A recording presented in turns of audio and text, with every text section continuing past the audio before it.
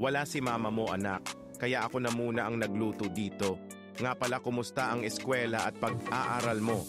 Makinig ka, anak, may kunting payo si Papa sa'yo. Anak, mahalaga na may mga plano ka sa buhay. Hindi lang sa pag-aaral, kundi pati sa mga personal mong layunin. Itakda mo ang mga short-term goals, gaya ng pagtapos ng assignment sa tamang oras, at long-term goals, gaya ng kung anong nais mong maging balang araw. Ang mga layunin na ito ay magsisilbing gabay mo para maging focus at motivated. Subukan mong maglaan ng oras para sa pag-aaral at pati na rin sa iyong pahinga. Huwag mong hayaan na maging magulo ang iyong oras. Mag-set ng schedule kung kailan ka mag-aaral, magpapahinga at gagawa ng iba pang bagay. Ito ang magpapalakas ng iyong focus.